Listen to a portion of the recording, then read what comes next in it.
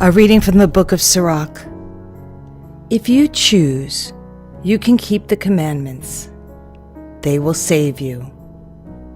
If you trust in God, you too shall live.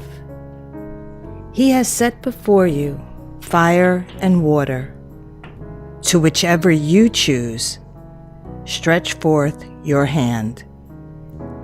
Before man are life and death, good and evil. Whichever he chooses shall be given him. Immense is the wisdom of the Lord. He is mighty in power and all-seeing. The eyes of God are on those who fear him. He understands man's every deed. No one does he command to act unjustly. To none does he give license to sin. A reading from the first letter of St. Paul to the Corinthians. Brothers and sisters, we speak a wisdom to those who are mature, not a wisdom of this age, nor of the rulers of this age who are passing away. Rather, we speak God's wisdom, mysterious, hidden, which God predetermined before the ages for our glory, and which none of the rulers of this age knew, or if they had known it, they would not have crucified the Lord of glory. But as it is written, what eye has not seen, and ear has not heard, and what has not entered the human heart, what God has prepared for those who love him. This God has revealed to us through the Spirit. For the Spirit scrutinizes everything, even the depths of God. A reading from the Holy Gospel according to Matthew. Jesus said to his disciples, "Do not think that I have come to abolish the law or the prophets. I have come not to abolish, but to fulfill. Amen, I say to you, until heaven and earth pass away, not the smallest letter or the smallest part of a letter will pass from the law, until all things have taken place.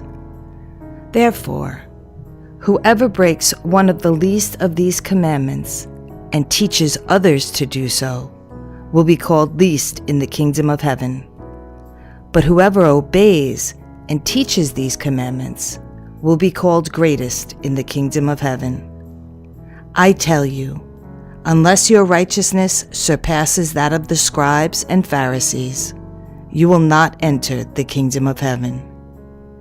You have heard that it was said to your ancestors, 'You shall not kill,' and whoever kills will be liable to judgment. But I say to you, whoever is angry with his brother will be liable to judgment, and whoever says to his brother, 'Raca,' will be answerable to the Sanhedrin, and whoever says, 'You fool,' will be liable to the fiery Gehenna. Therefore, if you bring your gift to the altar, and there recall that your brother has anything against you, leave your gift there at the altar. Go first and be reconciled with your brother, and then come and offer your gift. Settle with your opponent quickly while on the way to court. Otherwise, your opponent will hand you over to the judge, and the judge will hand you over to the guard, and you will be thrown into prison. Amen, I say to you, you will not be released until you have paid the last penny. You have heard that it was said, 'You shall not commit adultery.' But I say to you, everyone who looks at a woman with lust has already committed adultery with her in his heart. If your right eye causes you to sin, tear it out and throw it away. It is better for you to lose one of your members than to have your whole body thrown into Gehenna. And if your right hand causes you to sin, cut it off and throw it away. It is better for you to lose one of your members than to have your whole body go into Gehenna. It was also said, Whoever divorces his wife must give her a bill of divorce. But I say to you, whoever divorces his wife, unless the marriage is unlawful, causes her to commit adultery, and whoever marries a divorced woman commits adultery. Again, you have heard that it was said to your ancestors, "Do not take a false oath, but make good to the Lord all that you vow." But I say to you, do not swear at all, not by heaven, for it is God's throne, nor by the earth, for it is his footstool, nor by Jerusalem, for it is the city of the great King. Do not swear by your head, for you cannot make a single hair white or black.